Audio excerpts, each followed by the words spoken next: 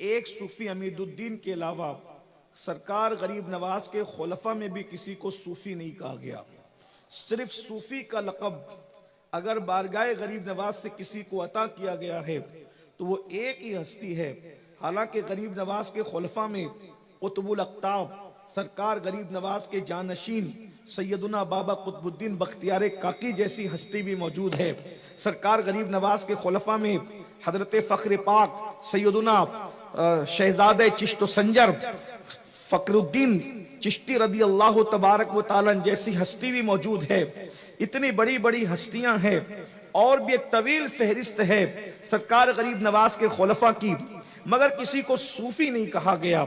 یہیں سے میں ایک بات آپ کے سامنے صوفی بزرگ کے بارگاہ سے تصوف کے حوالے سے جو غلط فہمی ہے اس کا ازالہ پیش کرنا چاہتا ہوں، اس لیے کہ 1857 کے بعد انگریزوں کی میز سے جتنے نوزائیدہ فرقے پیدا ہوئے ہیں سب نے اگر ٹارگٹ کیا ہے تو تصوف کو ٹارگٹ کیا ہے۔ اس کی وجہ یہ ہے کہ تصوف جو ہے اسلام کا مغز ہے، اسلام کا گودا ہے۔ اگر اسلام سے تصوف کو نکال دیا جائے تو پھر اسلام میں بچتا کیا ہے؟ اسی لیے اسلام دشمن طاقتوں نے ہمیشہ ٹارگٹ جو ہے وہ تصوف کو کیا ہے۔ کسی نے کہا تصوف جو ہے وہ رہبانیت کی دوسری شکل ہے، کسی نے کہا تصوف جو ہے عیسائیت کی دوسری شکل ہے۔ غرض کے تصوف کو الگ الگ انداز سے جو ہے وہ تان کا شکار کیا گیا، لیکن اللہ اکبر آج مغربی دنیا تصوف کی کروڑہ کروڑ مخالفت کے باوجود تصوف کی طرف مائل ہے۔ آج ہماری نئی نسل بھی تصوف کی طرف مائل ہے، اور تصوف کے نام پر دنیا لٹ رہی ہے، دنیا کو لوٹا جا رہا ہے۔ اصل تصوف کیا ہے اگر آپ کو سمجھنا ہے تو صوفی بزرگ کے آستانے سے سمجھیں کہ تصوف کسے کہتے ہیں۔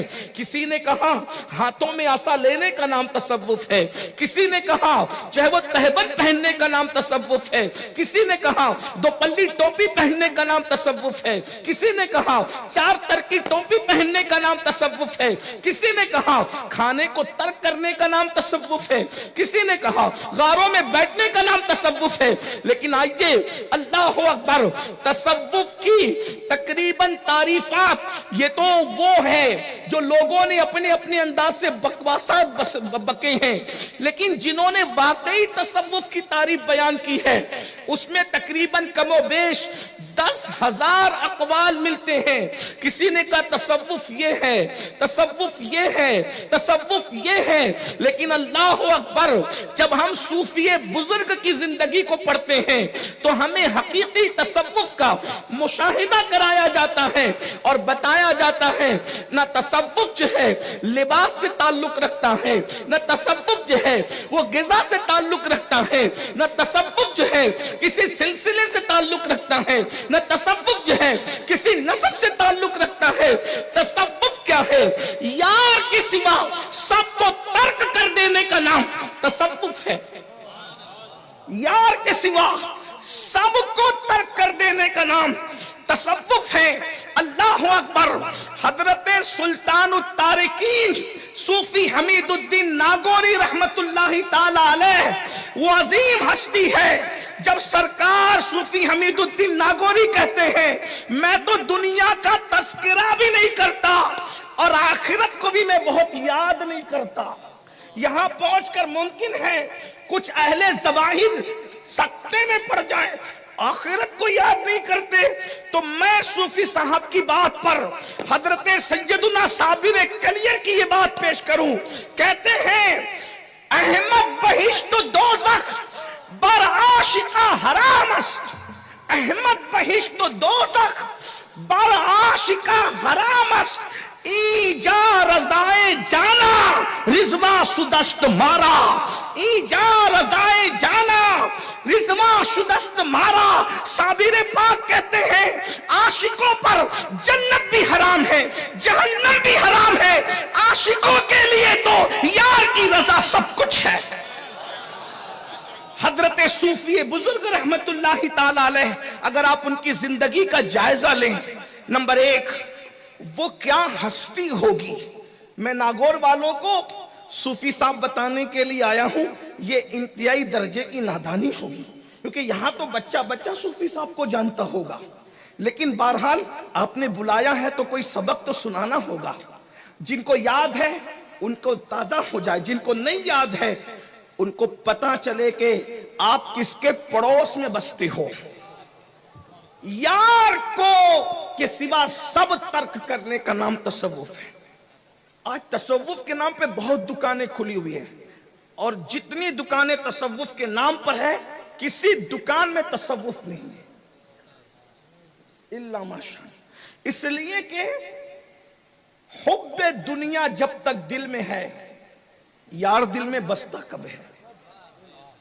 اور ساری برائیوں کی جڑ حب دنیا ہے۔ اگر آج مذہبی طبقہ غیبت کا شکار ہے، حب دنیا، دنیا دار طبقہ تو زنا کے اڈوں کو آباد کر رہا ہے، اور متاع دین و دانش لٹ گئی اللہ والوں کی، یہ کس کافر ادا کا غمزہ خوریز ہے ساقی۔ اگر اہل دین کا دعویٰ کرنے والے لوگ غیبت میں مبتلا ہیں تو یہ حب دنیا کی وجہ سے، حسد ہے تو حب دنیا کی وجہ سے۔ اگر استنجا خانوں میں لفافے کھول کے دیکھے جا رہے ہیں تو حب دنیا کی وجہ سے۔ اگر اللہ اکبر لوگوں کو اپنی طرف مائل کیا جا رہا ہے، حب دنیا کی وجہ سے۔ جہاں پر زیادہ شہرت، زیادہ عزت، زیادہ استقبال، پھول پھینکے جا رہے ہیں، اگر ان شہروں کی طرف توجہ ہے تو حب دنیا کی وجہ سے۔ اللہ اکبر، اگر پبلک کو دیکھ کر کے دل خوش ہو رہے ہیں، حب دنیا کی وجہ سے۔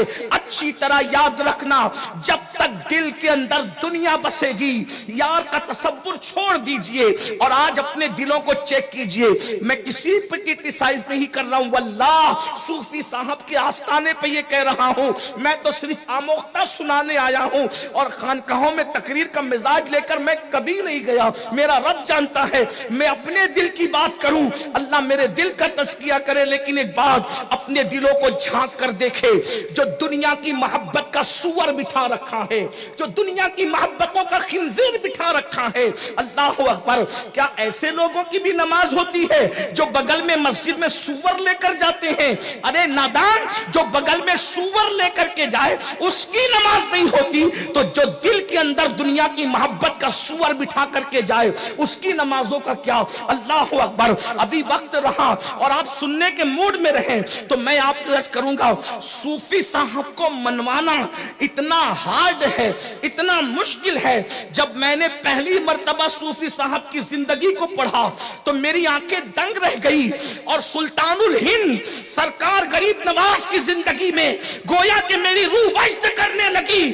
یہ بڑے بڑے اولیاء جن کی ولایت پر عالم اسلام متفق ہے، صوفی صاحب نے کبھی ان کو ولی اور شیخ کہہ کے نہیں پکارا، بلکہ مولانا کہہ کے پکارتے تھے۔ کہتے تھے میں اس کو کیا ولی مانوں جس کے اندر میں دنیا کی محبت دیکھتا ہوں، دنیا کی محبت جس کے پاس ہو، میں اس کو ولی نہیں بلکہ مولانا کہتا ہوں۔ میں بس ان کی بات نقل کر رہا ہوں، مولانا حضرات اپنے اوپر مت لیجئے گا، واللہ میں صرف نقل کر رہا ہوں۔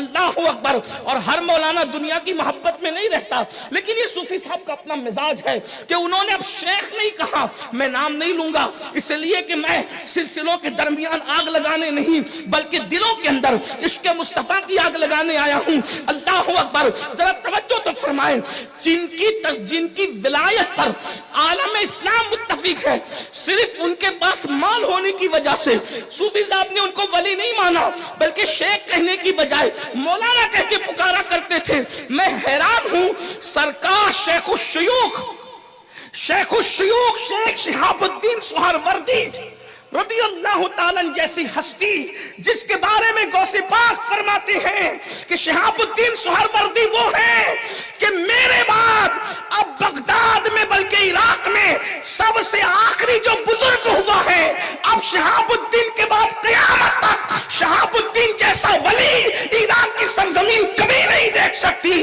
حضرت صوفی صاحب ان سے اتنا متاثر تھے کہ اپنے مریدوں کو کہتے تھے اگر کچھ پانا ہے تو عوارف المعارف کا مطالعہ کرو۔ شیخ شہاب الدین سہروردی کی کتاب پڑھنے کا، لیکن ان کے بہت سارے خلفاء کو کبھی انہوں نے ولی مانا ہی نہیں۔ جھگڑا ایک تھا. جھگڑے سے مراد یہ کہ اختلاف, یہ لڑائی. صوفی کبھی نہیں لڑتا. صوفی کی پہلی پہچان ہے وہ جھگڑا نہیں کرتا, کیونکہ صوفیوں کا قول ہے جھگڑا کتے کرتے ہیں, انسان نہیں کرتے. جب تصوف آتا ہے تو جھگڑا جاتا ہے, اور جو جھگڑتے ہیں وہ سب کچھ ہو سکتے ہیں, صوفی نہیں ہو سکتے. اس لیے کہ صوفی کا کام جوڑنا ہوتا ہے, صوفی کا کام توڑنا نہیں ہوتا. جو توڑتے ہیں وہ کبھی صوفی نہیں ہوتے, یاد رکھنا. لیکن یہاں پر ان مسلک کو جوڑنے کی بات نہیں کر رہا ہوں جن کو جڑنے سے صلح کلیت جنم لیتی ہے, نہیں, ان کو نہیں, بلکہ دودھ میں دودھ کو ملانا یہ کمال ہے, لیکن دودھ میں پانی کو ملانا یہ چٹنگ بازی ہے. تو میں دودھ میں دودھ کو ملانے کی بات کر رہا ہوں, کیونکہ جب دودھ دودھ سے ملتا ہے تو پھر جو ہے وہ فیض عام ہوتا ہے, کثرت ہوتی ہے, لیکن دودھ میں پانی ملتا ہے تو چٹنگ ہوتی ہے. اس لیے میری بات کا مفہوم مخالف مراد مت لینا, ورنہ میرا مسلک تو 2 اور 2 + 4 کی طرح بالکل واضح ہے. دشمن احمد پہ شدت کیجئے, ملحدوں کی کیا مربت کیجئے, غیظ میں جل جائیں بے دینوں کے دل, یا رسول اللہ کی کثرت کیجئے. شرک ٹھہرے جس میں تعظیم حبیب, اس برے مذہب پہ لعنت کیجئے چرچا انہی کا صبح و شام. جانے کافر پر قیامت کیجئے, انہیں جانا انہیں مانا نہ رکھا غیر سے کام. للہ الحمد, میں دنیا سے مسلمان. نعرہ تکبیر, نعرہ رسالت, نعرہ حیدری. صوفی کبھی توڑنے کی بات نہیں کرتا صوفی. لیکن میں جب حضرت صوفی حمید الدین کی زندگی, بہت پڑھا لکھا تو نہیں لیکن تھوڑا بہت پڑھا, تو مجھے پتا چلا کہ جو اتنے بڑے بڑے کو ولی نہ مالے مولانا کہہ کے گزر جائے, جس نے غریب نواز کو اپنا مرشد مانا ہوگا, اے میرے مرشد غریب نواز تمہاری عظمتوں پہ قربان, جو لوگوں کو اپنا مرید نہ سمجھنے کے لیے تیار ہو, ایسے شخص نے جب آپ کو پیر مانا ہے تو مرشد واللہ پھر تمہاری عظمتوں کو کروڑوں سلام ہو. اللہ اکبر. غریب نواز کی ہستی کیا ہوگی جن کے غلاموں میں صوفی صاحب جیسے لوگ موجود ہیں. کیسا صوفی, کیسا صوفی جس کی بیوی کو دوپٹہ نصیب نہ تھا. میں تو مخدومہ رابعہ, مخدومہ خدیجہ کو یہ کہنے پہ مجبور ہو گیا کہ اور عورتیں رابعہ پہ رشک کرتی ہے. جو میں نے خدیجہ مائی کی زندگی کو پڑھا تو میں اس نتیجے پہ پہنچا کہ اگر رابعہ حیات ہوتی تو خدیجہ مائی کی زندگی پہ رابعہ رشک کرتی. میں اپنے جملوں کا خود ذمہ دار ہوں واللہ. اس کی وجہ یہ ہے, ارے رابعہ بڑی صوفی اور کلندرہ تھی لیکن دوپٹہ تو موجود تھا, مگر مائی خدیجہ کی حال یہ ہے کہ انہوں نے خدا کی محبت میں بغیر دوپٹے کے, بلکہ یہ نہیں کہ کھلے سر رہی, دوپٹہ نہیں تھا پھر بھی اپنے فراق کے دامن کو دوپٹہ بنا کر ایک مرتبہ پھر جو ہے نفس یزید کو کچل کر کوفہ میں سیدہ زینب کی سنت کو آج سرے نو زندہ کر کے بتا دیا ہے کہ اگر رابعہ ہوتی تو خدیجہ کی زندگی پہ رشک کرتی نظر. حضرت مائی خدیجہ کی عظمت کا عالم کیا ہے, اللہ اکبر. اور پھر شوہر کو یہ مشورہ دینا, بادشاہ وقت ایک شہر اور 5 صدر یعنی 500, اس زمانے میں 500 دے رہا ہے, تو کہتی ہے کیوں لیتے ہو, کیونکہ میں نے سوت کاٹ رکھا ہے, اگر اس کو بیچ دوں گی تو میرا دوپٹہ بھی بن جائے گا اور آپ کی تہبند بھی آ جائے گی. ذرا غور تو فرمائے, جن کے تزکیے کا یہ عالم ہے. حضرت صوفی بزرگ نے پوری زندگی میں کبھی کسی سے نظر قبول نہیں کی, کبھی نظر قبول نہیں کی, لیکن کچھ لوگوں کی قبول کی تو یہ کہہ کر کہ ڈر. دیکھو صوفی کا ذہن, کہتے اگر ان کی نظر قبول نہ کروں تو دل ٹوٹنے کا خوف ہوتا ہے, دل نہ ٹوٹ جائے اس لیے کچھ لوگوں کی نظر کو قبول کرنا پڑتا ہے. یہ صوفی بزرگ کا مشن ہے. آئیے میں آپ کے سامنے حضرت صوفی بزرگ کی سرکار غریب نواز किसी की इक्तिदा में जल्दी नमाज नहीं पढ़ते थे। गरीब नवाज जो इमामुल हिंद है क़यामत तक, हम इकबाल के इमामुल हिंद के कायल नहीं है। इकबाल तुम्हारी अजमतें अपनी जगह है, लेकिन हम आपके इमामुल हिंद को इमामुल हिंद नहीं मानते। हमारा इमामुल हिंद तो वो है जिसने 90 लाख को ईमान की दौलत अता है। सुभान अल्लाह।